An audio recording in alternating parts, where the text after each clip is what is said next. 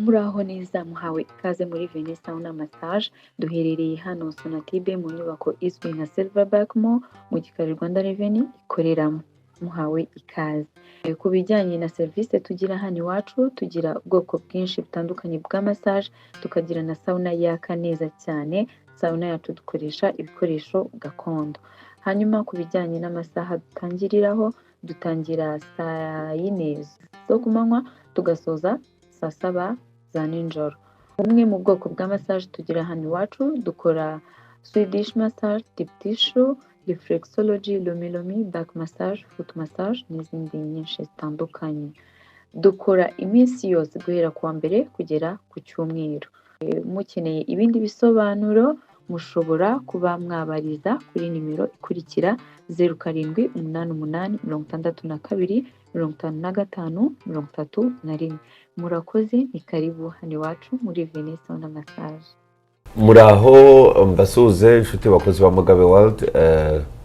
Nitwa Mugabe mwene Kabege wa Gakwaro Zikamanzi, nkaba ndumutsobe muri studio. Nabwo ndi jyenyine nakiriye umutumirwa ukomeye cyane, akaba ari Dr. mu bintu by'ubukungu, ibisiga by'amazina n'ibindi n'ibisekuruza arabitwibwirira ndanga kugira ngo naza kubisobekeranya na seba. Dr. Nguhaye ikaze. Murakoze cyane. Wakwibwira abakunzi ba Mugabe World. Murakoze kandi nongere mbaramutse basuhuze kubanduta, mbabwira mwaka mushya muhire, ntabwo turagera kure. Nitwa Nsanzabaganwa Monique. Aka Dr. nabwo gashyiraho. Aka Dr. kariho ariko nagakaranyeze. Ariko kariho naragakoreye. Yego. Nguhaye ikaze. Murakoze cyane. Hano rero twivuga Kinyarwanda. Ubise byibose ibisekuru bitanu ubwo ugira ngo nabigezaho. Wabishobora. Reka da. Dr. Tuba tuzi ariko kwazi ibintu byose. narabivuze tujye gutanga amasekuru, tujye gushyingirwa. Yakora sogokuru nabivuze. Ziko data ni Nsanzabaganwa. Yego. Sogokuru akaba Bisare. Yego. Nuko aho ngaho niwo nkunze kuvuga. Akarukira urumva ko nyiri umwana ndacyakura. Nguhaye ikaze. Murakoze cyane. N'iby'icyubahiro by'ukuri ko kwakira.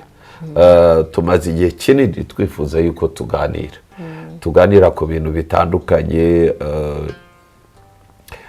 Mwabaye umwarimu muri kaminuza y'u Rwanda, uba state minister muri minisiteri y'imari n'igenamigambi, uba minister muri minisiteri y'ubucuruzi n'inganda, ujya muri banki nkuru y'igihugu. Ubugeze noneho hahandi ho dukeka ko ariho amafaranga abikwa. Uba vice governor, uza kuvayo ujya muri Afrika yunze ubumwe muri komisiyo yayo, ngo niyiyobora cyane ikomeye, uba vice chair. Niko bimeze. Uri muntu ki? Kagubaza ko numva ari ibintu byinshi bikomeye. Yego, umukobwa wa data na mama. Nkaba n'umukobwa w'Imana ndumwemera. Yego. Nkaba ndi umugore w'umunyarwandakazi kandi w'umunyafurikakazi. Nkaba nubatse. Mfite abana, abahungu 2 b'abasore n'ubucura bwacu w'umukobwa. Ubundi mu by'amashuri nize ubukungu kuva muri segonderi kurinda ndangiza. Nuko ibintu bya leta se wabigiyemo? Ibintu bya leta rero buriya iyo bavuga kubijyamo numva ntaba uwa mbere wo kubisubiza, ariko mu by'ukuri ni bigari. Yego. Ni bigari atari ku mpamvu yanjye ahubwo ku mpamvu y'ubuyobozi bw'iki gihugu, by'umwihariko nyakubahwa perezida wacu Paul Kagame. Kuko ajya kumpamagara ngo nze nsanga abandi muri guverinoma ye ya mbere, muri 2003 guverinoma ya mbere yamaze gutsinda amatora. Yego. mu by'ukuri navuga ngo Monica yari umuntu uri aho ngaho w'umwarimu muri kaminuza uvuye kwiga gukora master. Ntavuga ngo hari naho narinzwi cyane, ariko mu kureba kure kwe no mu buyoborere ivuga ngo reka duha amahirwe abantu bose, duha amahirwe urubyiruko, duha amahirwe abagore, kandi dushyire n'imbere ubumenyi. Ni muri urwo rwego rero yavuze ati waza tugafatanya nk'umuntu nyine yarakwihamagariye mu byo byageze bite bishusho kugira ngo nanjye batazamamagara bikandongora. Oya, nta na bimwe bisa n'ibyundi, ariko icyabayeho nyine nuko yampamagaye muri guverinoma ye kandi nkayizamo, kandi ndetse n'icyanshimishije kikankora ku mutima kikanambera n'ikintu cyakomeje kunsunika ngo ngere no kuri ya dogita wavugaga, nuko yavuze ati ukomeze unige, ntabwo izi nshingano zigomba kugukura mu murongo wari ufite wo kwiga no kuminuza, kandi koko mu bufatanye mu kuntera inkunga, mu kunkurikirana no mu mahirwe igihugu cyaduhaye nabashije kuba dogiteri mfite n'izo nshingano nyine za minisita. Ndatangira bikajya bingora, urumva nari mfite inshingano kuza muri guverinoma uri umuntu mushyashya, reka mbyite nk'umurikiri utavuze, ukiga byinshi cyane, nkifite abana batoya, nanjye ubwanjye ndi umugore mutoya, reka mbivuge gutyo, nari ngeze ku mbyaro y'ubuheta. Ubwo ni ukuvuga ngo mu by'ukuri nari maze imyaka 4 nshyingiwe. Urumva rero kwifatanya n'urugo n'urubyaro n'amasomo, kandi byose mbigeraho kubw'ubuntu bw'Imana, ariko n'ubw'igihugu kiba cyahaye umuntu amahirwe n'urubuga rwo kwisanzura no gukura. Nuko nguko mu by'ukuri ntago rero nakubwira ngo nabigizemo uruhare ki. Uraho se? Uri amahoro? Ndaho ndambahoro. Ngo ariko urasenga cyane? Buriya rero hari umuntu nabajije arambwira ngo ngo wicara mu ntebe zo hafi y'imbere muri kiliziya. Aho ngaho kandi n'ujya usiba. Aho ngaho agomba kuba Saint Michel.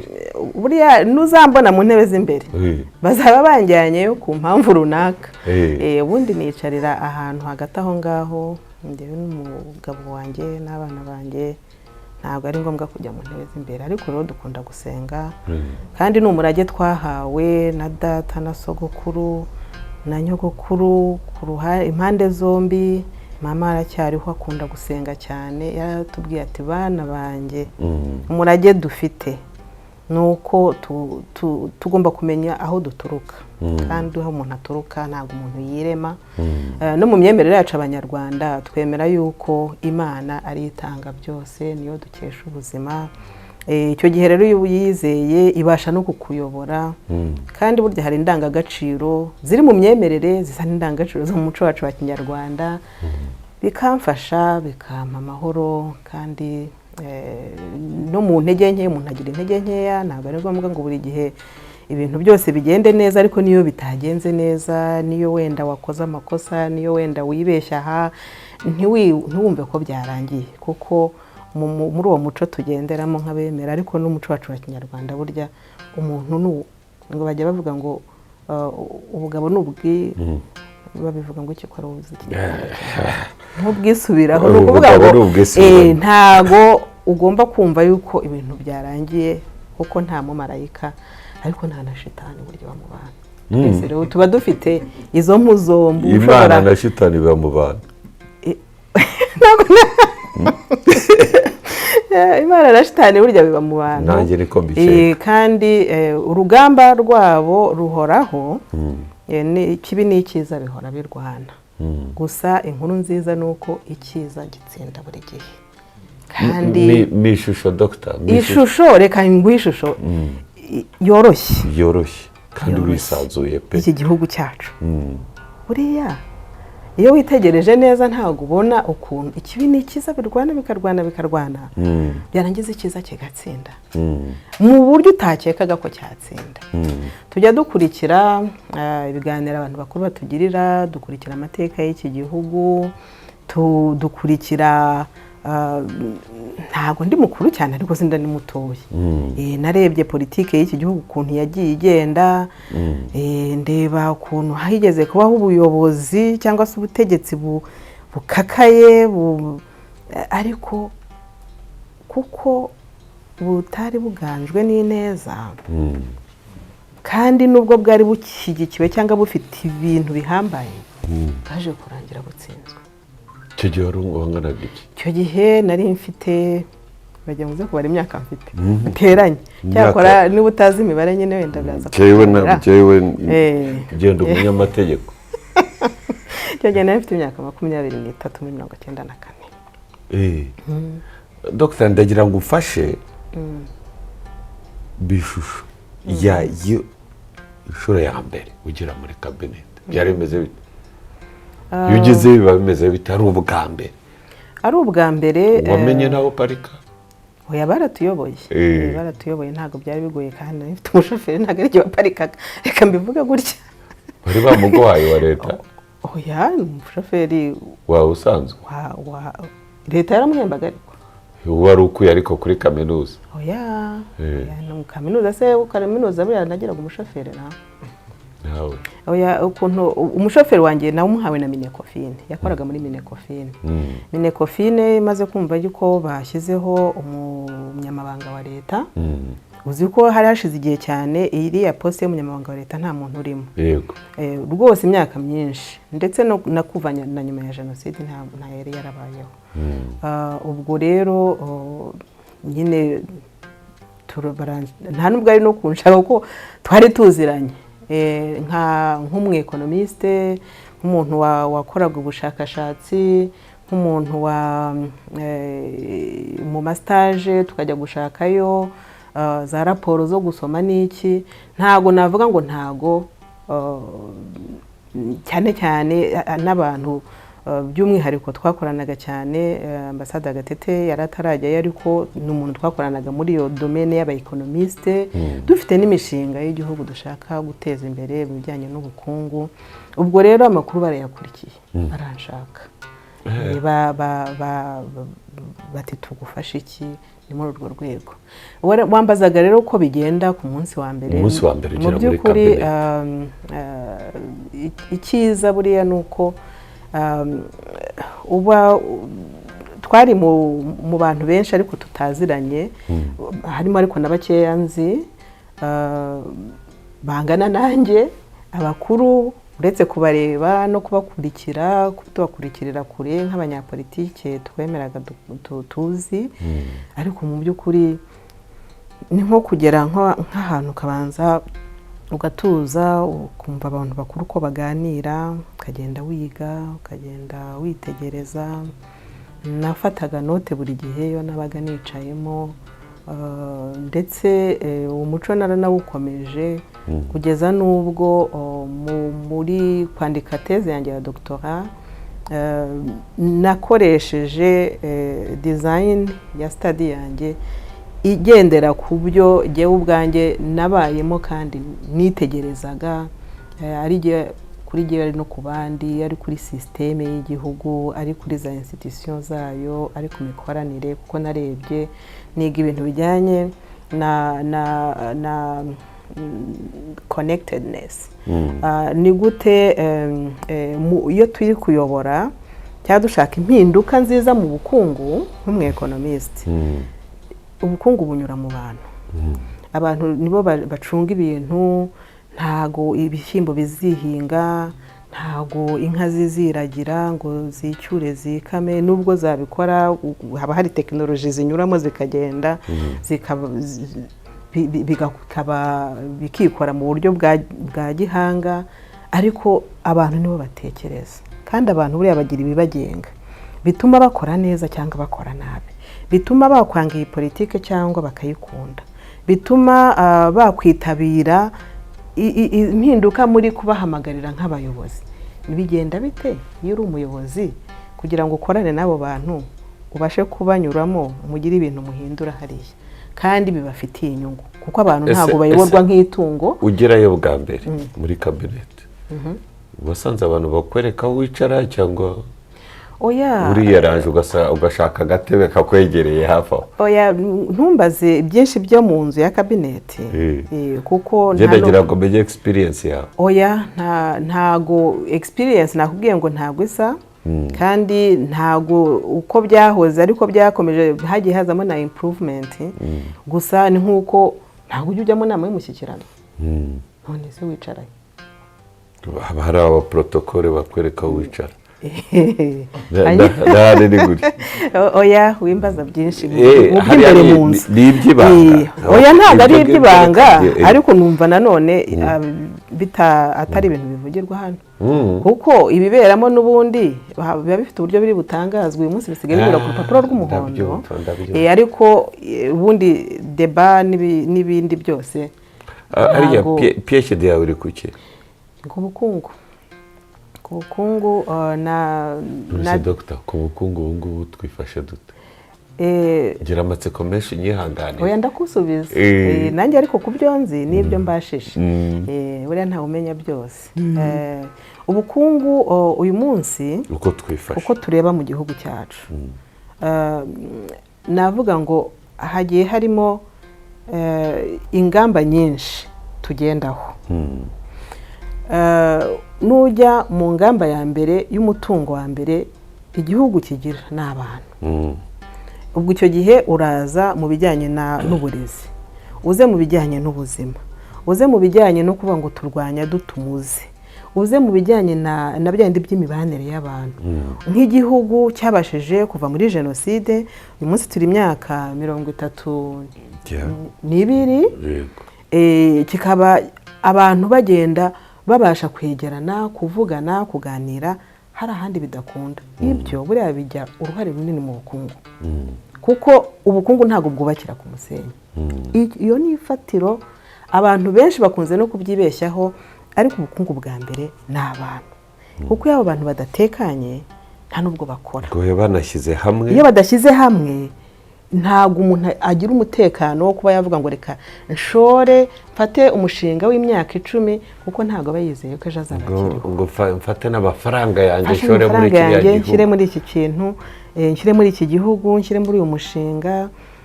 Hagomba kuba afite icyizere gihagije icyo mu cyongereza bita trust. Iyo kintu nacyanditseho cyane. Icyo cyizere rero kigomba kuhaba hagati y'abantu hagati ubwabo kikahaba no hagati y'abantu na leta yabo.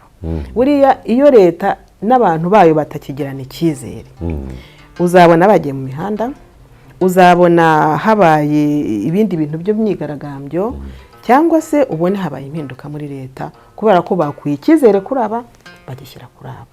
Icyo ni icyambere. Mu bukungu rero kuri iyo ngingo y'umutungo nyamuntu human capital navuga ngo tumaze gutera imbere ariko uyu munsi hari ibintu tugomba kwitondera kuko nakunze cyane ukuntu twaganiriye ku munsi w'intwari tukazanamo umuco n'ikinyarwanda za ndangagaciro zacu nyarwanda. Buriya ziriya ndangagaciro uzajye mu bihugu byose bikomeye bazitaho.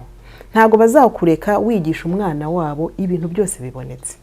Ntabwo bazareka umunyamahanga aza kubigishiriza umwana cyangwa mukoraho mu buryo bw'ubuvuzi. Ni ukuvuga ngo hari ibintu barinda bakabikora nk'abo bwabo muri wa mwimerere uzatuma babasha kubyumva neza. Icyo kintu ntitutonda tuzagitakaza. Ujye ubona dufite abanyarwanda ariko mu by'ukuri batari gukorera muri systeme y'u Rwanda. Nyakubahwa Perezida wa Repubulika yarabitubwiye mwarabyumvise. Ikindi tugomba kwitondera ni ugukomeza gushyira ingufu mu guhuza uburezi bwacu n'ibigenda bikenerwa ku isoko ry'umurimo kugira ngo tubashe gukura ikibazo gikomeye cyane cy'icyuho kibaho hagati y'abize n'abafite ibyo bakora. Aho rero bidusaba kuzanamo abikorera cyane, bidusaba abantu gutekereza no kugira ngo dufatanye nk'abantu na leta dufashe abantu bafite imishinga iyo ari yo yose uburyo yazamuka. Niho uzasanga twagiye muri za politike za minekofine mu misoro n'imisoreshereze, tukajya muri local government uburyo bintu bikora, kugira ngo tuhe abantu amahirwe yo kubasha kugira icyo bakora cyazamura ubukungu. Icyo ni icyambere. Ku yindi ngamba ijyanye n'ibikorwa remezo, ubona ko rwose turagenda tuguruka, niko nabyita. Urebye impinduka ziba mu gihugu, uragenda wamara imyaka 2 ukagaruka ukayoba, bitewe n'uko aho wari uzi ubanyura hahindutse ibikorwa remezo, imihanda, ariko ntabwo turagira gari ya moshi. Buri iyi nzira ya gari ya moshi ni ikintu gikomeye cyane mu bukungu, cyane cyane igihugu kiri kujya mu nganda nkatwe, kuzana ibintu biremereye, kuzana ibyo dukura hanze tuza gukoresha kugira ngo bidufashe guhindura, noneho no kohereza ku masoko mpuzamahanga ibyo tweza cyangwa se ibyo twakoze mu nganda. Nk'ubu ngubu turi mu isoko rya Afurika, dukeneye guhahirana, atari gusa izi nzira tumenyereye zijya ku nyanja y'Abahinde, ahubwo n'izindi nzira zijya ku nyanja ya Atlantika, tukazamuka ruguru mu majyaruguru y'u Rwanda, tukamanuka epfo tukajya aho inyanja y'Abahinde na Atlantika bihurira, tukagura mbese Afurika tukayikwiza ibicuruza byacu no hirya yaho. Ibyo rero ibintu rero biragoye kugenda mu makamyo gusa, biragoye kandi kugenda mu ndege ya ibintu biremereye, hakeneye izo nzira zindi zunganira. Aho rero bizanamo ya ngamba yindi y'imibanire y'ibihugu, integration, guhuza ubukungu mu karere turimo twicayemo, kugira ngo amahirwe yacu agende yaguka kuko twakoranye. Nk'igihugu niyo waba ugera ku nyanja, use wagera ku nyanja ukava ku nyanja imwe ukajya ku yindi, nta gihugu na kimwe kigera ku nyanja zombi.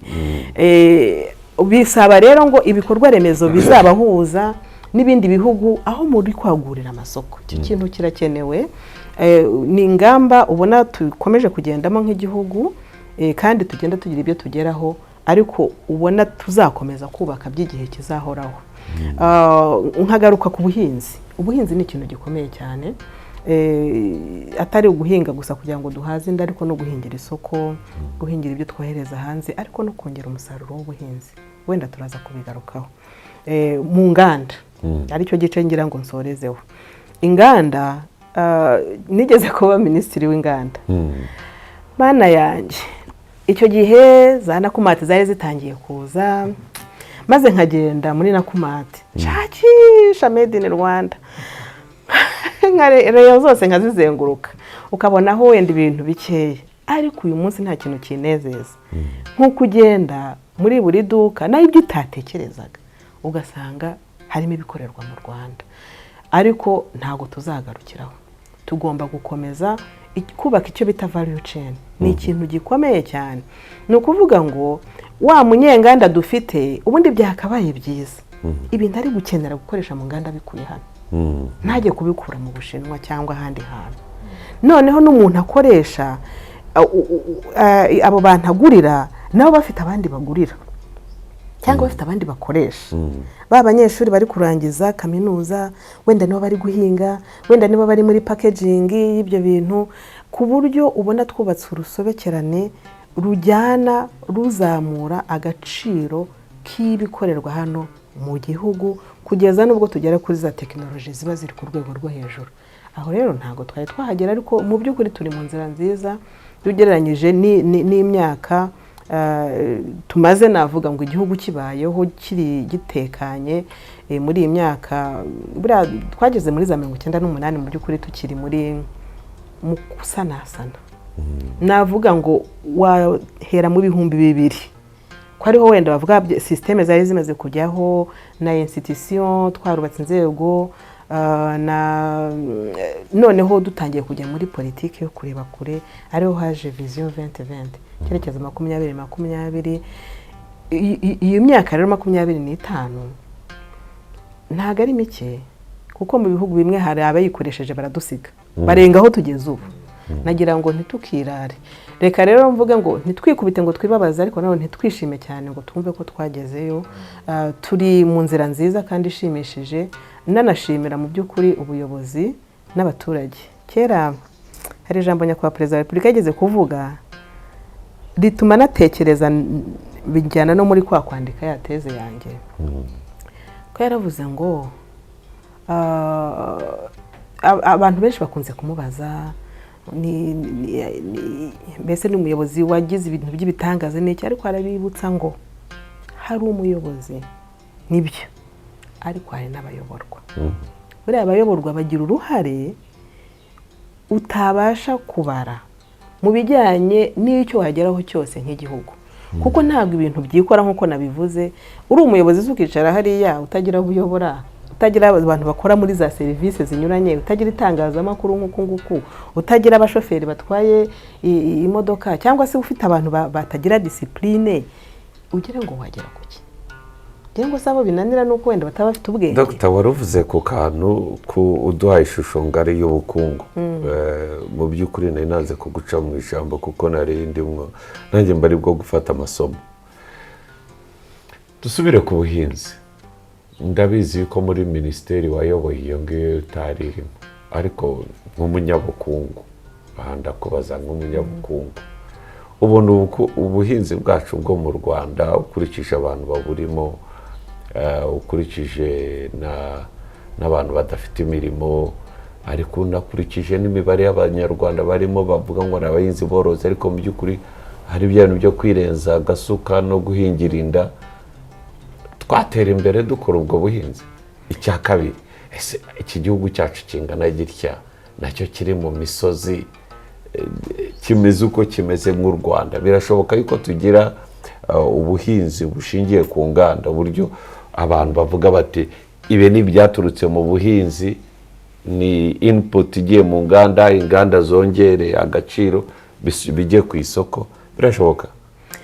Reka mbanze nkubwire, icya mbere uvuze ngo ubuhinzi ntago bwarimo. Ubuhinzi bwarimo buriya mu bucuruzi. Ubuhinzi bwari ahantu hose, no muri Benin ndakubwira ukuntu bwarimo. Kuba rero utekereza ngo ntago bwarimo ni ikosa rikunze kubaho. Yuko ushobora kumva yuko uri muri segiteri yawe urombereza wenyine. Iyo rero dukora dutyo ntabwo dushobora kugera ku ntego, kuko ngira ikintu kidakeneye ikindi. Minagri nadakorana na Minefra ngo ibintu by'imihanda ijya hari umusaruro bitungane. Ni inshuro nyinshi ndabyibuka twagiye twibutswa Minicom na Minagri kwicara hamwe ngo dupangire hamwe. Ndibuka ntabwo mwibuka igihe imisaruro yabaga yeze, inanasi ziri kuborera mu mirima. Ubwo se wajya kuvuga ngo Minagri ngo ntabwo iri muri Minicom gute se? Ubuhinzi hari aho bihurira byanze bikunze. Ariko ngarutse ku kibazo warabajije, ubuhinzi mu gihugu cyacu ni byiza, hari aho tumaze kugera twuhira, ni byiza, hari aho twatangiye gukoresha ikoranabuhanga, imashini mu buhinzi, ariko turacyari nyine muri bwa buhinzi ahanini bwa gakondo buri kugenda buvugururwa. Ubona uyu munsi abantu bitabira guhinga za kijyambere, gutunganya umusaruro mu buryo bwa mikoro aciriritse, ariko bigenda nabyo ubona bizanamo ikoranabuhanga navuga riri ku rwego rugenda rukura. Haracyari intambwe yo guterwa kugira ngo burusheho kugenda buba nk'ubuhinzi bw'iterambere. N'ikindi kibazo kigomba kujyana nabyo ni uburyo nyine muri ya coordination navugaga bunabangikana bukanakorana n'imiturire. Aho ngaho ubona hari ukuntu byarushaho komeza kugenda binozwa. Nshima yuko iyo urebye mu ngamba zihari ubona bigenda Dr. ko birimo kungora komeza kwita Dr. ko urakoresha amagambo menshi ya politike simenye icyo uvuze. ngo ubona ngo birushaho kugenda bitera imbere, nta kintu mbwira cyiza cyangwa kibi, ibintu byose ufite ijyano bijyana. Oya, kandi uri umudokiteri cyane atumiye Dr. Oya, hari tugomba gushima ibishimo, hakagira n'ibyo tujya inama y'uko byagenda kuko hari n'ibyo tutarageraho atari uko tubyanze ari uko amikoro ari makeya nk'uyu munsi nuvuga ngo ntago dufite navuga ikoranabuhanga cyangwa se gukoresha imashini mu buhinzi biteye imbere. Abantu baracyakoresha isuka, baracyavunika,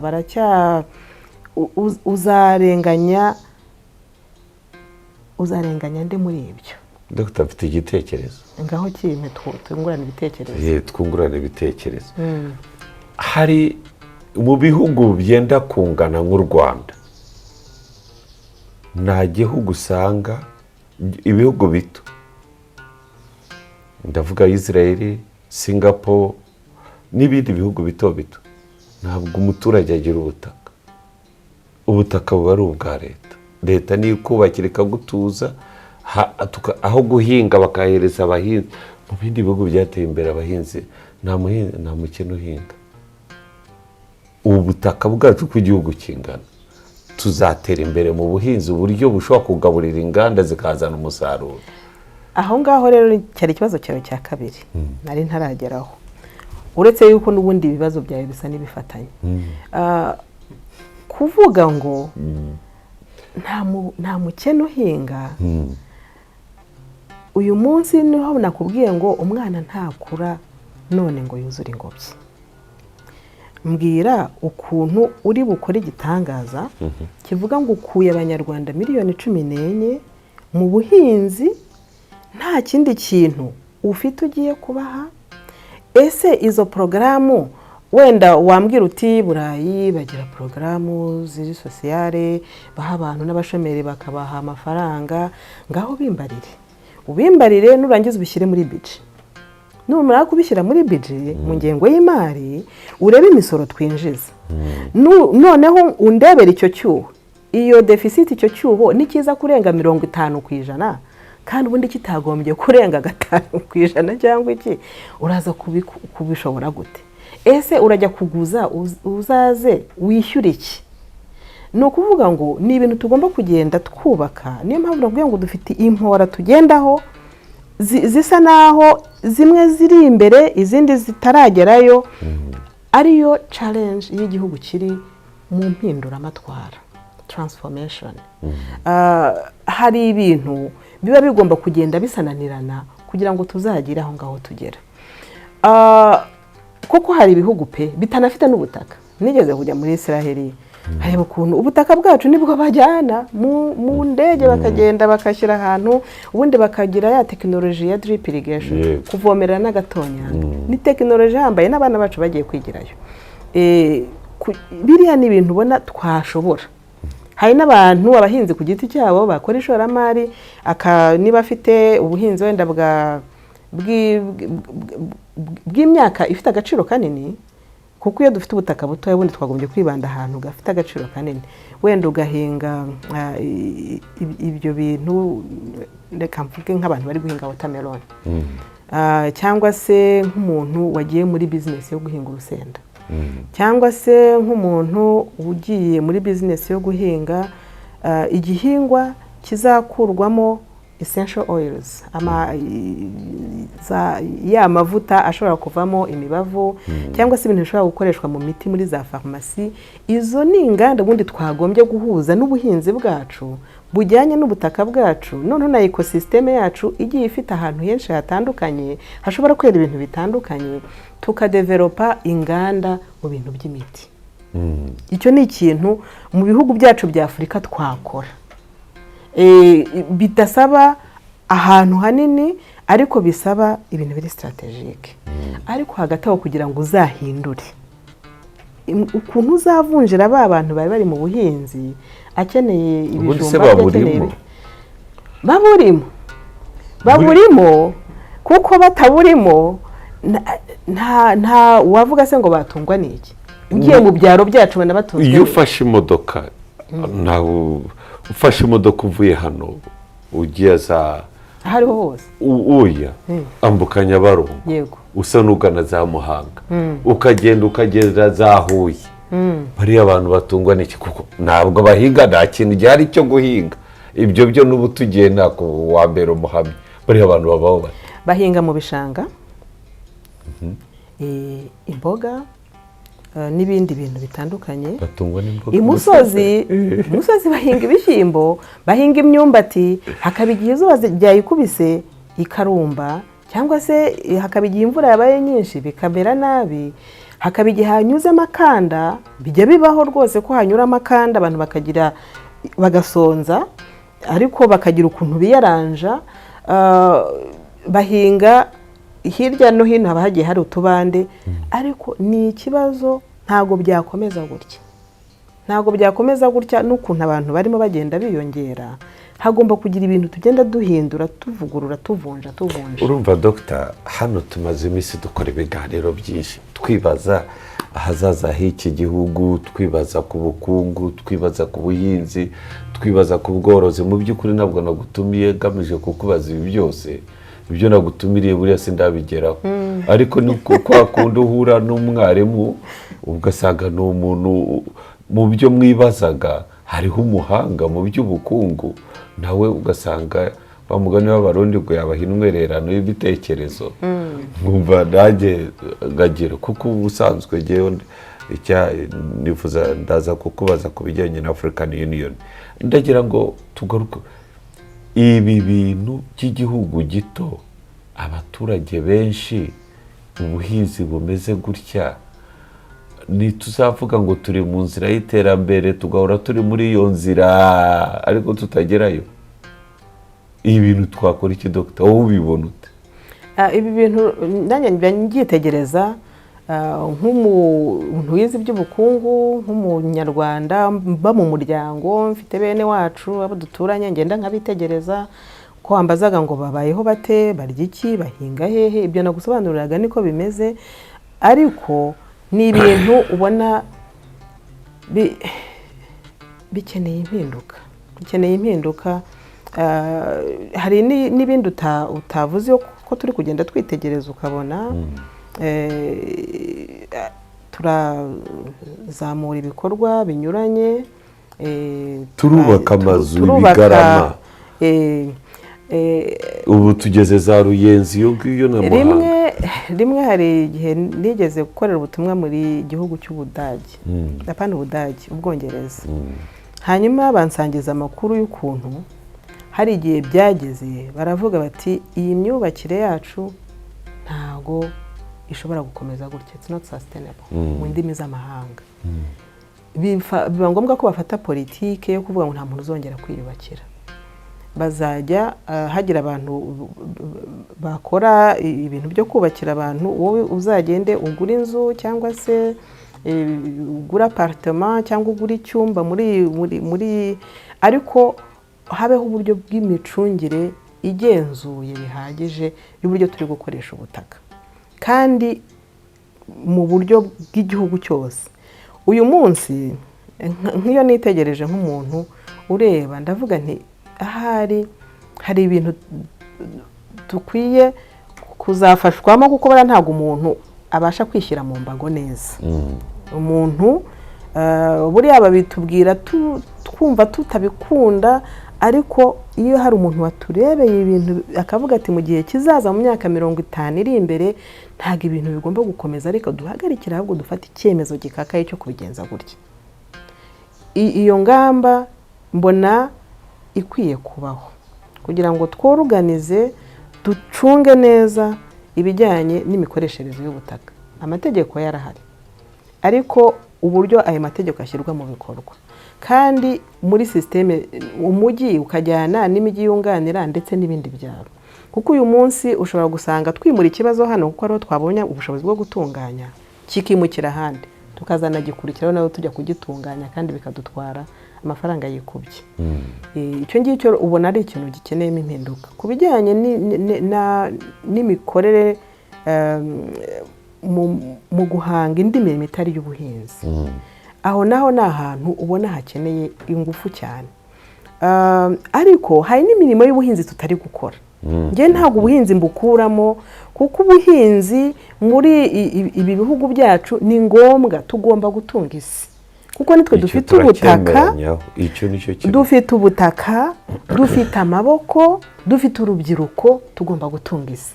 ubuhinzi rero impinduka mbona igomba kuba mu buhinzi kandi bugumye ari ubuhinzi nuko niki dukora kugira ngo tuzane urubyiruko aho kugira ngo yumve ko azajya gukora akazi akariko kose yumve ko no mu buhinzi harimo urubyiruko harimo amahirwe yamuha akazi akamuha n'imibereho. Ni gute uyu munsi tugiye dufite ingero nkeya nk'iyo urebye nk'aya forumu y'urubyiruko rwo mu buhinzi ukareba ibikorwa bakora biba birimo ubwenge ariko bisaba ngo tunabiherekereshe amafaranga ariho rwa rwego rw'imari rugomba kuza kugira ngo turebe iyo segiteri tuyifashe gute kugira ngo abantu bumve ko harimo amahirwe mu mitwe bihinduke ariko noneho n'amikoro ajyanye nabyo nayo aboneke kuko uyu munsi biracyarimo ibintu by'ibibazo. Dr. hari ikintu nabonye mu Rwanda turiganirira ntabwo nkubaza nk'abandi ndagira ngo twiganirire ku by'iki gihugu cyacu. Hari ibintu nabonye mu banyarwanda bidasaba guhindura imitekerereze y'ahantu hari amafaranga barirukanga bose bakajyayo.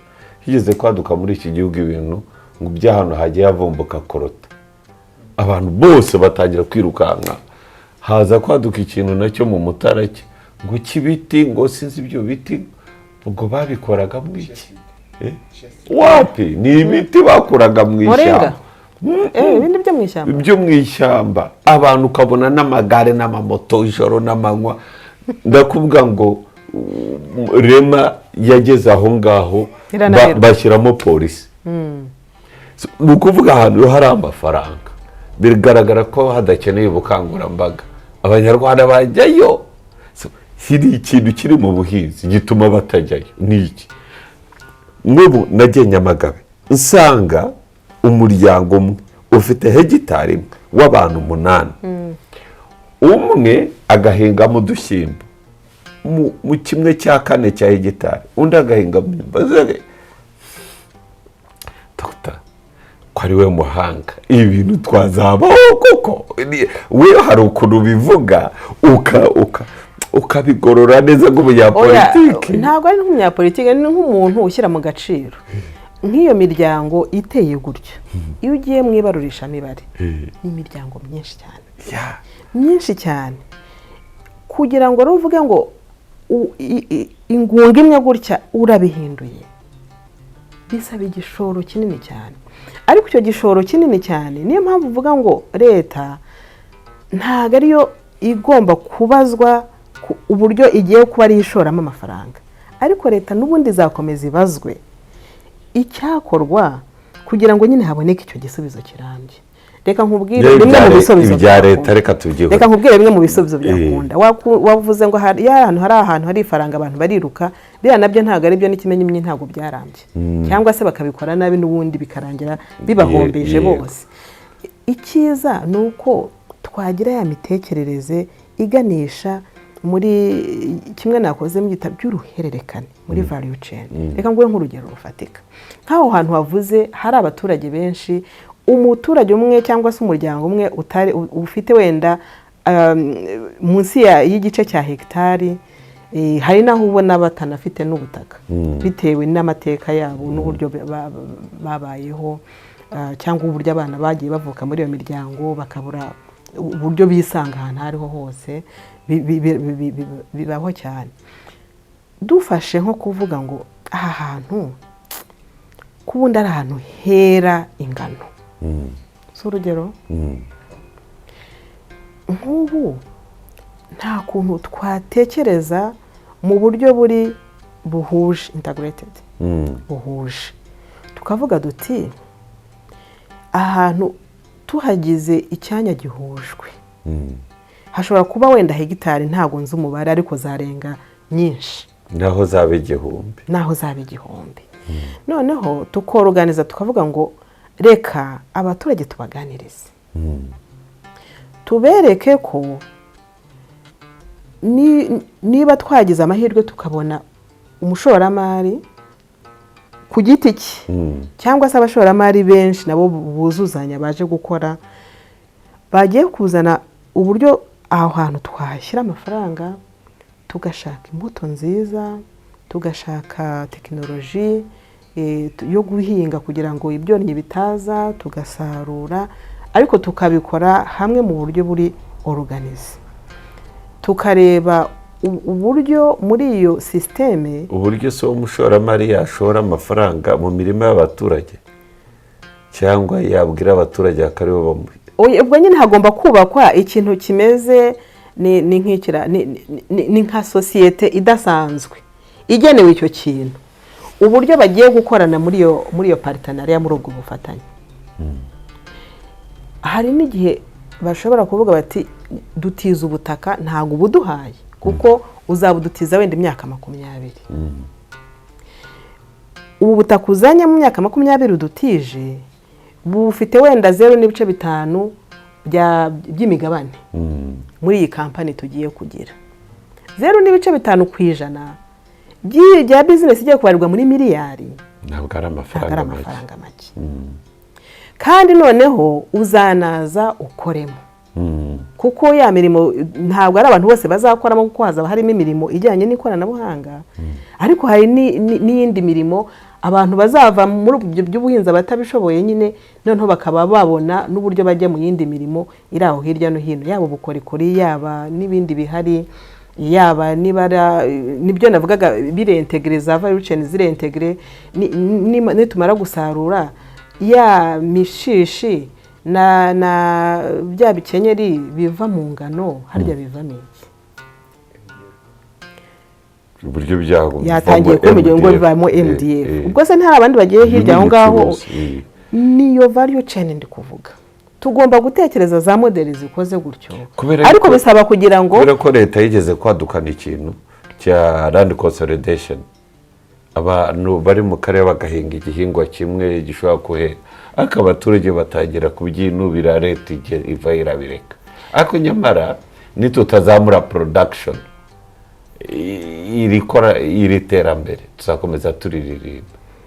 Land consolidation hari aho yasubije ibibazo, ariko hari naho wabonaga igoye, kuko urazana muri land consolidation abantu bafite ubutaka buto buto, ku buryo umusaruro uzavaho kuri ubwo butaka yitubwe mu by'ukuri utazamutunga umwaka wose, cyangwa se wenda reka kuko duhinga ibihembwe 3 mu Rwanda, wenda utazamutunga amezi 4, kubera ko ni gatoye. Nubwo mwahuje bikaba binini bikajya ku ruganda rutunganya uwo musaruro, ariko n'ugarura kuri household, ku rugo rw'umuntu, ku muryango w'umunyarwanda, ntago azabibona n'inyungu, kubera yuko ubutaka bwe bwari munsi y'icyo mu bukungu cyangwa se muri aba economiste bita seuil ya rentabilité, bwari munsi ya minimum kaba gakenewe kugira ngo ikintu uvuga ngo cyatangiye kugira icyo kikubyara. Icyo gihe rero haba hakenewe ubundi buryo bwo kubukoresha, butari ubwo kuvuga wenda ngo tugiye guhingamo iki ngiki. Ushobora gusanga ubwo butaka bukingana gutyo, wenda hahindutse ntabe guhingamo ibishyimbo gusa, wenda tukajya kureba guhingamo imboga cyangwa se gutera amavoka zivanze wenda n'ibindi biti igihe zikiri gukura. Ibyo bintu wenda mu gihe cy'imyaka 10 bishobora kuzana umusaruro kurusha wenda guhingamo ibishyimbo. Yose mu myaka 10 umuturage yaba ari igikini, bari atungwa n'ubwo butaka nabwo bwa nta kigenda. Aho rero nyine niho nakubwiraga hazira ryahurizo ryo kuvuga ngo iyo ushaka guhindura mu buryo burambye, hari igihe uhura n'ibikwazo ugasanga nta kundi kuntu uri bubigenze, cyane cyane nk'igihugu kiri kubazwa byinshi kandi kitabona mikoro ahagije. Niyo mpamvu kandi abaturage biyongera, kandi hari unemployment igaragara, kandi ariko rero ntago bivuga ngo tuzajya tugenda dutera intambwe imwe ariko tujya imbere, ntitunacika intege. Nge nibwira yuko n'uyu munsi nanjye ukubwira ushobora kumbaza utari kujya ibyo uri kuvuga kuko utagiye ngo ubikore, ntago waba unsinze. Ariko ushobora gusanga natwe mu mitwe yacu harimo ubunebwe ukuntu, cyangwa se twarabanye kubera ko wamenyereye ku mukozi wa leta, wamenyereye se ku mucuruzi, ukaza uri mu mujyi urazunguza ibi bikagenda, ukazunguza biriya bikagenda, ariko ibyo ngibyo ntabwo biri kuzana amahirwe ya transformation. Ni ukuvuga ngo wa muntu wabashije gutinyuka agakora kenkayeri, buri uriya muntu ni umuntu mwiza wamaze gutinyuka agashira ibinya wo kuba wamuganiriza akajya mu nganda. Ntago usimbukirayo, niyo mpamvu abandi bagiye basimbukirayo badafite ubumenyi bujyana nabyo bagiye bashya bikabahombana cyangwa se bakabikora nabi, ntibiba ari ibintu biramba. Wakenkayire byakoroha kumwumvisha akajya mu nganda. Yego, kuko buriya aba yarakoze ikintu bita kurenga ubwoba, agatinyuka agafata risike. Kiriya ni ikintu kitugora cyane abantu bose. Niyo mpamvu uzabona umuntu ashobora kuvuga ati nubwo mpembwa 50,000 byibuze ariko biraza, nkamenya uko mbipangira, ntabwo nshaka kujya mu kindi kintu ntazi ukuntu ejo nzabaho. Tugomba no kugenda urugendo ku rugendo, abantu bagenda bimura intera, bimura ibyo barimo, bagenda babikuza bajya mu bindi biri compliqué. Uyu munsi Dangote muri Nigeria afite uruganda rwa peteroli rwa ntara muri Afurika nirwo rwa mbere, refinery. Ariko burase yatangiriye kuri peteroli, ugere ngo yagiye gutya, noneho akagera ahantu aba amaze kugira confidence, aba amaze kugira network, aba amaze kugira kuba umwizerwa mu bigo by'imari no mu bandi bashoramari, aho ashobora gutekereza none ibintu bigari. Aho rero tugomba kugendanamo, kandi niho bigaruka kuri leta n'inzego zayo n'imikorere n'imikoranire mu gihe cyawe n'igihe cyanjye tukiriho. Muri iki kibazo cy'ubuhinzi kizashobora gukemuka n'ubwiyongere bw'abaturage. Uzi muri buri karere hari centre de santé. Abana bavuka muri centre de santé,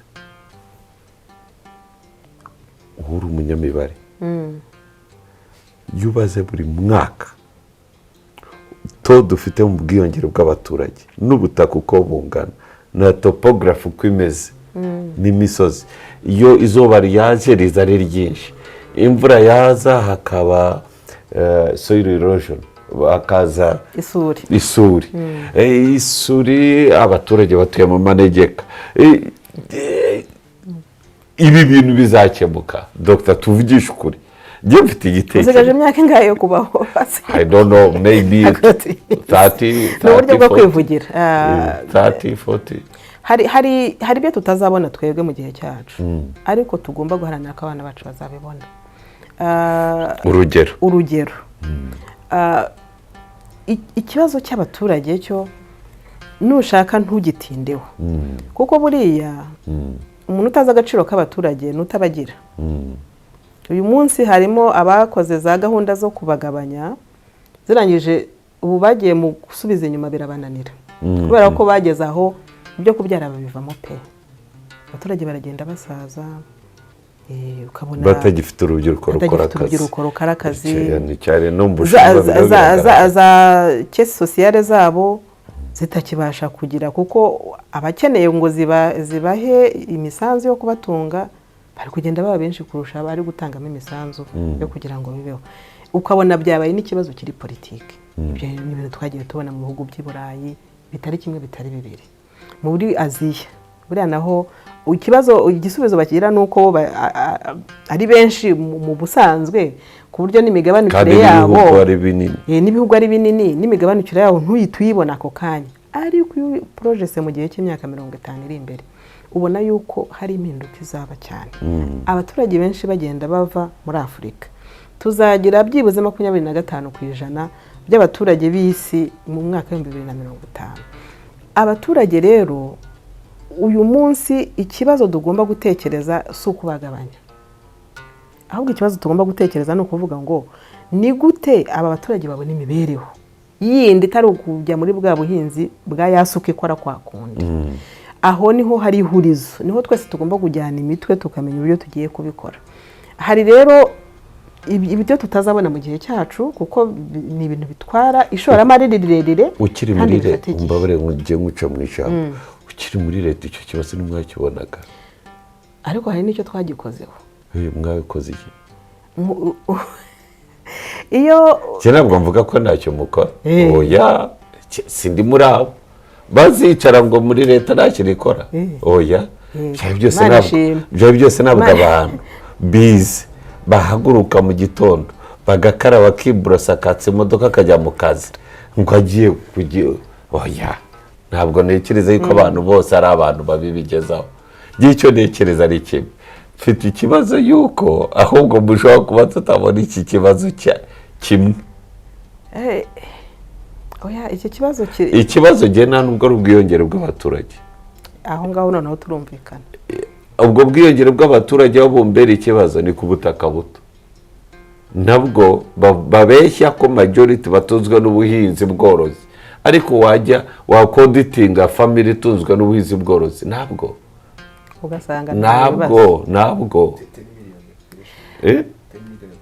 nakubwiye ibintu bibiri turagomba gukerera imirimo itari y'ubuhinzi ariko turagomba no gushyira ingufu mu buhinzi ahubwo ubuhinzi burusheho gukura ariko buhinduke kuko naguhaye n'urugero igihe twatangaga urugero rwa Nyamagabe n'uburyo twavugurura ubuhinzi buhabera kandi n'abaturage bakabonamo imirimo n'ubundi buryo bw'imibereho twagiye muri bya bindi bya kubaka uruhererekane rwa value chain twubatse imidugudu minini abantu ba Nyamagabe tukabazana hariya twashyira umushoramari akabaza akakubita projet ishobora kuzahinga I don't know icyaba cyahingwa cyose hanyuma byibuze abaturage bakazabajya babareba bati bwa butaka bwanyu muri iyi projet mufitemo imigabane ingana gutya muri iyi society mufite byibuze base bakazahasubira ariko hashoboye ko haba abantu bakabaho uvuze ngo twubatse imidugudu ngaho yibare bari iyo midugudu yatuza abantu wenda miliyoni reka da tuvuge 3 uyibare urebe iyo budget iyo ngengo y'imari nicyo nayikomeje nkubwira hari ibintu buriya ibyo bita ngo cadre macroeconomique icyo kintu abantu bakunze kutacyitaho hari ibintu bitagukundira kubikora byanze bikunze kubera yuko nujya guhuza ibyinjira amafaranga winjiza nka leta mu misoro ushatse kuyazamura birasaba ngo uzamure nayo usoresha abantu noneho bizageraho nabo ubaca intege batangire bave mu bucuruzi bajye gukorera mu bindi bihugu ubone barimutse ahubwo bimwe bita ngo regroto tire toto uko ugenda uzamura imisoro cyane niko ugenda usarura makeya kubera yuko uca intege ibikorwa bitanga iyo misoro icyo kintu iyo utacyitondeye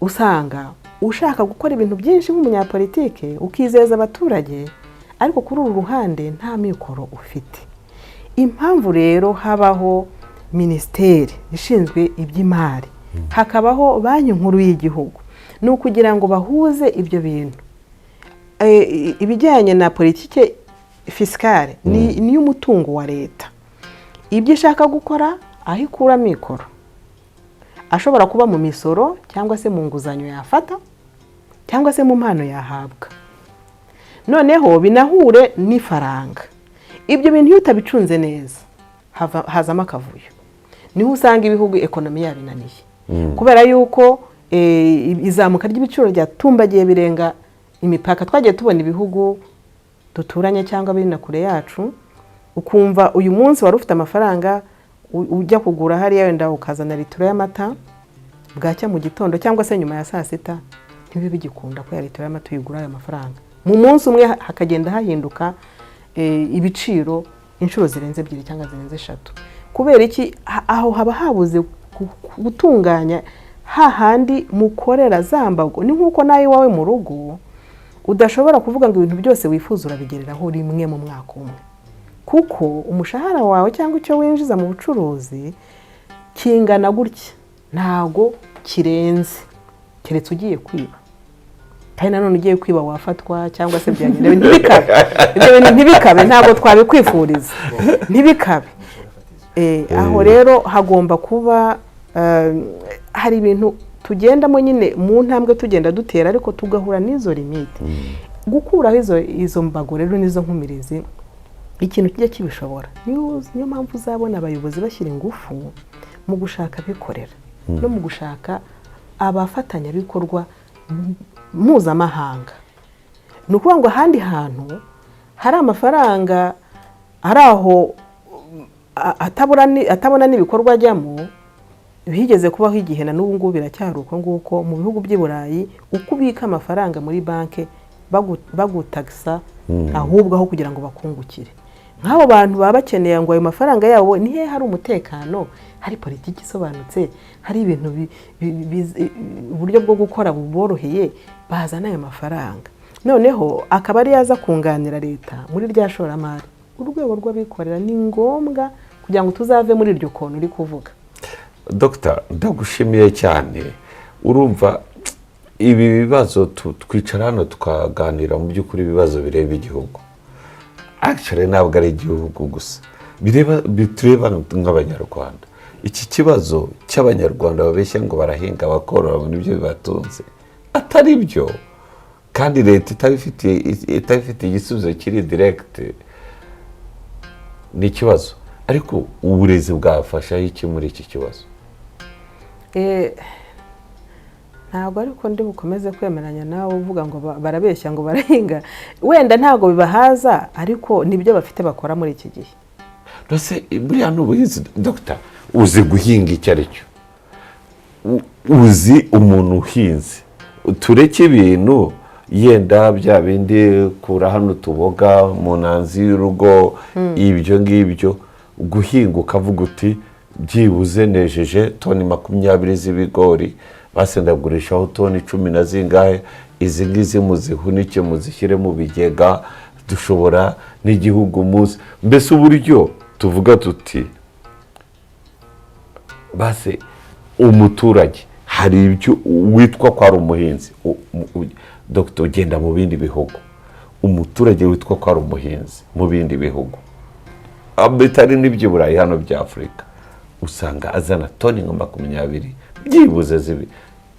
Tuvuge niba ari imyumbati yahinze toni 20 z'imyumbati hano. Ahubwo hari naho usanga hari ibisambo bidahinze. Yego, kubera ibihugu n'ibigari bifite ubutaka buhagije n'abaturage wenda ukabona igihugu gifite miliyoni 2 kandi kigura u Rwanda inshuro. Ariko ahantu tutari guhuza uyu munsi cyagiye bizafata cyo kugira ngo duhindure aho hantu. Ntago biri buke tuvuga ngo twubatse ya midugudu twabazanyemo, none abazanamo umuntu yaremewe gukora natagira ikintu akora aricara aho ngaho gusa umutamike. Oya, muri izo sosiyete arazikoramo. Ndavuga hano mu Rwanda. Reka tugaruka hano iwacu niho turi, niho uri kumbaza. Hari miliyoni 14 kandi ziri mu giturage. Nanjye ntabwo hayihurizo. Reka dutangire twubake iyo midugudu. Iyo midugudu tubanze tubare budget yayo, tubara budget y'amashuri ubwayo ikagira icyo ukabona neza igihe guturitsa bije. None ujya kubara imidugudu ntabwo biraturitsa bije, ntabwo biri buvemo. Aho mugomba kuhumva niyo mpamvu tugomba ibisubizo atari uguterana agapira, atari blame game. Ahubwo tukijyemo iki kibazo nk'abanyarwanda, sekiteri y'abikorera, za ministeri zitandukanye, abahinzi abo ngabo turi kuvuga. Yego, tutagiye tubwira abaturage bave mu byaro bahinge, batura uruhande rwa kaburimbo. Ni first step, uruhande rwa kaburimbo. Ibyo se niyo politiki ntibayeho gutura mu midugudu harya ntibazamukaga imidugudu se nayibonaga no mu biturage. Icyambere human settlement, bagomba kuza byibuze kuri kaburimbo kugira ngo tubakure mu biturage, bagume bahingayo tugishaka igisubizo. Ariko uzi ukuntu iyo politiki nayo byagoranaga, umuntu avuga ngo ariko ubu nzajya mva ahantu ngo nkore ibirometero 3, 4, 5 ngiye kujya guhinga. Noneho abazamwiba. Erega buriya hari ibintu umuntu ashobora kureba akagira ngo biroroshye. Twibaza tukisubiza bizagenda. Nyine turibaza tukisubiza kuko biratureba. Tugomba kwibaza bizagenda bite. Twese buri wese aho ari areba uburyo yaba umufatanyabikorwa mu gukemura icyo kibazo mu rwego rwawe ushoboye. Wumva udakeneye good time yo kujya tuganira ibi bintu tukabishakira ibisubizo. Ariko warumbajije ucy'uburezi. Uburezi ho ndaje. Uraje. Ibi Dr. ibintu wamugane imbere yuko urumva abantu bamwe baricara bakavuga bati leta niyo dutekerereza. Leta nayo ariko abaturage. Ukaoreta iti ndiho mfite ibyo nkora kandi mu by'ukuri kabira bikora ikanakwereka n'imbogamizi nizo zose nk'ayo ma projet yose n'ibituritsa bije za leta. bikaba ari byinshi kandi birumvikana, ariko nyamara ikibazo kiracyahari. Ariko nubwo tuvuga ngo hari ibikoreka, hari n'ibyo tugomba gukosora mu buryo tubikora. Kuko nk'urugero ngiye nko muri local government, hari ahantu n'ahantu hegereye abaturage cyane, wambazaga ikibazo cy'uburezi, reka ngaruka aho ngaho. Yego. Ubu mu buryo nyuza mu iforomo, reka mbikoreshe ndisegura gukoresha iryo jambo, uburyo tunyuza mu iforomo imirebere n'imitekerereze n'uburyo bwo gukora ingamba bw'abantu bari mu buyobozi mu nzego zitwegereye. Twirirwa tunagora nk'abaturage, turabarushya pe. Aranyura hari agahamagara inama, ntimuze ibiganiro, ntimuze muganda, ntitujyeyo, byose kandi Dr. twazahura muri ziriya nama, kandi asabwa raporo, kandi bigenda bite. twazahura muri ziriya nama, twazahinga ryari se na twatoboga. Inama se ntabwo ziba nyuma ya saa sita, nawe wishaka kugira namwe ko ntabwo inama zigomba kujya mu gitondo cyangwa ku masaha y'akazi, zikwiye kuza mu masaha sita abantu bahinguye, saa 9 inama ikaba y'isaha imwe, abaturage bakagenda. Kandi inama ntabwo zihora, ariko niyo nazo tuzirimo buri hari ibibazo dukemura. Icyo nashaka ngiye kuvuga ni iki, ni gute mu myigishirize yacu nk'iryo shuri ry'abo bantu bakora muri izo nzego bitandukanye n'aya mashuri twiga kugira ngo ubone diplome. Ubundi buryo bwo gutyaza ubumenyi ngiro bakeneye bwo kugira ngo bakore neza uwo murimo, umurimo wa mobilisation y'abaturage, umurimo w'impinduramatwara mu buhinzi. Ntibibe gusa ari ukuvuga ngo ni ibya agronome, kuko agronome se azakwira umurenge wose gute? Kandi wenda rimwe na rimwe akaba ari agronome, ariko nawe ubona ameze nkaho wenda ubona bidakonekta neza, bidahura neza na realite z'ahantu ari gukorera. Oya, ni ukuri tugomba kuvuga. Hari mu mikorere yacu n'uburyo ubana n'umuturage, ntago ari ibintu bavuga ngo umuntu araza byitumburemo abikore bikoreke. Hagomba naho uburyo bwo guherekezwa kugira ngo izo mpinduka aho hantu zibashe kubaho neza. Ibyo rero nabyo wabyita uburezi ntuza uburyo systeme yacu ya education iduha ibyo dukeneye kugira ngo tubashe guhindura mu bice turi gukoreramo. No mu buganga buri haba hafite ibyaho, mu buhinzi aho ngaho cyane cyane niho ndi kwibanda uyu munsi. Dr. uzi impamvu nibanze no ku buhinzi? There is no country, nta gihugu gishobora gutera imbere na production ihari. Nisi tuzaba there is no production. Uzi ko bajyanye inganda enye Bugarama z'umuceri ngo niyo wahinga umuceri, sikabura umuceri ngande ebyiri zirafunga. Buriya rero ugiye gusesengura neza ikibazo, ugomba kugera mu mizi y'impamvu production itari kuza kandi hafite potential. Warayisesenguye rimwe na rimwe? Yes, rimwe na rimwe umuturage ubwo arabyuka aho yari guhinga umuceri ngo akashyira ibigori for instance. Ushobora gusanga niyo mpamvu ngo nibyo bigenda, undi akakubita amasaka ngo burarirwa none irayagura neza. Niyo mpamvu tugomba kurebera muri bya bindi nise ya system ya incentives.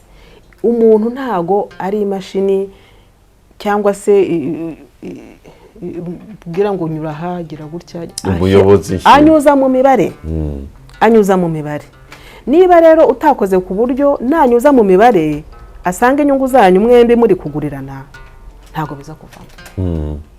Aho rero niho tugomba gutekereza mbere yo kuvuga ngo igisubizo no kujyana inganda, ahubwo igisubizo no kumenya turakemura dute systeme production igomba kuza mbere y'ibindi. None ukamenya ngo kugira ngo ibeho niba dushaka ko ahantu twispecializa mu muceri, turahashyira conditions zituma umuntu koko yumva umuceri ari wo uza kumuha inyungu kurusha uko yahakora ikindi cyari cyo cyose. Iyo systeme ya incentive iteyite. Ko hari igihe wenda uzasanga twashyizeho amabwiriza aza gusanga ahubwo umuturage avuga ati yandemereye, ahubwo abihomberamo, yumva abihomberamo. Aho rero niho tugomba kwicara abari muri planification y'aho hantu muri icyo gishanga cyangwa muri ako gace, ibintu bigapangwa neza. hari abatekereza ku kintu kijyanye n'umushahara fatizo, bati byibuze aba unemployment iri hanze hano, urubyiruko ruvuga ko rudafite akazi kandi ari rwinshi, n'ubushize umukuru w'igihugu abivuzeho avuga iby'abagenzi n'ibiki, avuga kuri serivisi n'ibindi, kuvuga uti byibuze aho gufata umukozi nka dogita ufite PhD ukamushyira mu biro kuva saa 2 kugeza saa 11:15, ahubwo shyiraho uburyo agomba gukorera ku isaha, narangiye ashobore no gukorera hano mwumvikana amasaha, agenda akorere na Mugabe, akorere Mbera, hagira ate, mu gihe dogita kirimo gukorera bo nanjye mbe mwogereza imodoka cyangwa mbe nkora ikindi, ariko tubara ku isaha kugira ngo umuntu abe ibyo bintu byumva ate dogita. None se ubwo byo bihuye n'umushahara fatizo ubwo? None se washyiraho partition, job partition, byo gushyira byo kuvuga ngo umuntu ya mikorere y'umurimo n'akazi, ya politiki y'umurimo n'akazi, umuntu akajya gukora under table jobs no kubita ibiraka, umuntu ataze ngo ku isaha ndijizaya. Umushahara fatizo ni ikindi kintu gitandukanye nayo wakwinjiza ku isaha, kuko ku isaha ntabwo twese tugomba kwinjiza amwe, kuko ntabwo n'umusaruro twatanze ubungana. Yego. Kandi utanze urugero rwa mudogiteri, reka mfate ngewe dogiteri wo kwa muganga, abandi tubihorere. Dogiteri wo kwa muganga buriya mu musaruro we wo mu bwenge azana ubutandukanye n'umusaruro wenda umuntu uri kwinjize muri systeme azana. Nubwo mwese mugomba kuzuzanya kugira ngo serivisi ze kugenda neza. Ubwo ibyo ngibyo kuba umuntu yagira utuzi twinshi bitewe n'uko ashoboye, ndumva hari aho bikoreka njya mbibona. Kandi abakoresha bose ntabwo ari aba leta, na leta ariko sinzi niba hatabaho framework yaho amasaha runaka niba ugomba gukora amasaha runaka nyuma ukajya gukora ahandi. Icyo wavuga rero cy'umushahara fatizo ni ukuvuga ngo mwarabaze nk'igihugu musanga wenda umuntu icyo ari cyo cyose yakora kidakwiye kujya munsi y'aya mafaranga. Bishobora gushingirwa ku bintu byinshi, ndetse hakabamo n'ibizamo binyuranye bituma abantu bagena ayo mafaranga ngo nganate. Ntabwo nibwira ko kuba tudafite umushahara fatizo ari byo byatuma cya kibazo cy'umurimo kidakemuka. Wavugaga byo kuva mu kazi aho ukajya na hari ukajya na hari ukajya na hariya, ariko ku rundi ruhande turavuga ngo naho handi wajya nta nahari rimwe na rimwe, kuko hari n'uwabuze na kamwe uretse kugira kuba wabasha gukora ahantu henshi. Akenshi ubona n'abantu bagira n'uwo twatumeje ubundi aratubwira ati ahubwo icyakemuka ko icyashoboka, kuko leta ari we mukoresha ukomeye cyane mu gihugu, ni ukoresha abantu benshi, ahubwo aho kugira ngo ikoreshe umuntu 12 hours cyangwa se 8 hours, izigaba gigi bakoresha 4, hanyuma nyuma y'amasaha niza n'iyindi sibo kugira ngo abantu basaranga. Ndabwumva nawe numvi ari bwo kujya, ndavuga ni ibintu urumva hano icyo dukora ni ugusasanura ibitekerezo byo gukemura ibi bibazo bikomeye. Hari igihe wumva umushahara fatizo. Umushahara fatizo nyine ni nk'uko nawe ukubwiye, ni ingengo cyangwa se urugero abantu bafata, ubwo ni leta kuko ni akenshi ushyiraho ivuga iti dukurikije ibikenerwa muri iki gihugu, ibyangombwa by'imibereho n'iki, umuntu ntakwiye gukora ahembwa munsi mbese umubyizi w'umuntu ntukwiye kujya munsi y'aya mafaranga. Nicyo gisobanura ubundi. Ibindi wenda byaba kuvuga ngo ese kuba tutabifite none hasi nta kibazo biduteje. Kuba tutabifite none ahangaha ntago nabyize ngo numve niba hari ikibazo byaba biteje. Ikiriho nuko ubu ngubu ubona imibyizi y'abantu igenda itandukana, ukabona umubyizi w'umuhinzi mu giturage, umubyizi wa hano umuntu wenda utumye umuntu ngo awukorere muri jardin, bishobora gutandukana. Abantu bakanegosiya bitewe n'imiterere y'isoko. Ntago nibwira yuko ariyo kamara yakemura ikibazo cy'umurimo, ahubwo buriya umushahara fatizo ubundi ukemura ikibazo navuga ngo cya social equity, cyo kuvuga wenda ngo nta muntu warenganyijwe cyangwa se uburenganzira bwe bwahohotewe kugeza ubwo akazakora kadahwana n'ibyo ahembwa, ariko ntago umushahara fatizo uza gukemura ikibazo cyo guhanga umurimo. Reka twivire muri iyo ngiyo, wanywa ku mazi tukivira muri ibyo ngibyo. ntabwo regaragaza imiturire kuba nta renti dukunze wa buri munsi umushahara fatizo, kuko kigali ubundi arabyuka ashyira ku mafaranga atazana oya umushahara fatizo ahubwo ubucunze nabi ushobora no kuzamura ibintu bitewe n'aho uri kuko ucunze nabi ushobora kuzamura ibintu, ucunze nabi ushobora guca intege private sector gutanga imirimo. Twigeze kera kugira impaka, mbere ko tugera muri izo mpaka ucunze nabi tubonye ibintu bibiri byazamura. Oya ni impaka nashaka kuvuga, ntabwo ziri zo ku mushahara fatizo. N'urugero nashaka gutanga, twari gutekereza ku kiruhuko cy'umubyeyi wabyaye.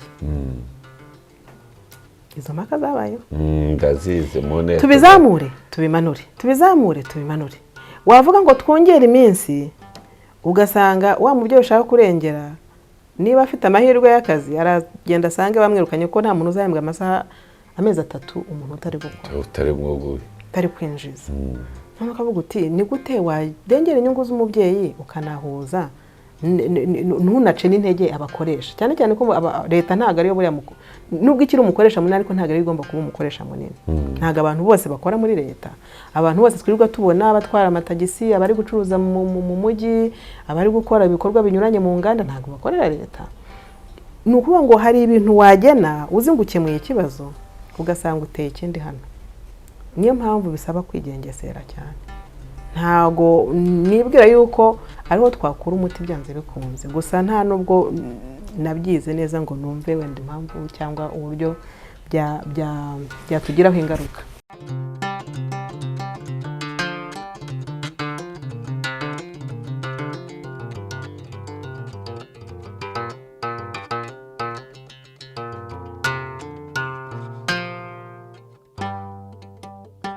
Muraho neza, muhawe ikaze muri Venus Sauna Massage. Duherereye hano Sonatube mu nyubako izwi nka Silverback Mall mu gikari Rwanda Revenue ikoreramo. Muhawe ikaze. Ku bijyanye na serivisi tugira hano iwacu, tugira ubwoko bwinshi butandukanye bwa massage, tukagira na sauna yaka neza cyane. Sauna yacu dukoresha ibikoresho gakondo. Hanyuma ku bijyanye n'amasaha dutangiriraho, dutangira saa 4 zo kumanywa tugasoza saa 7 za nijoro.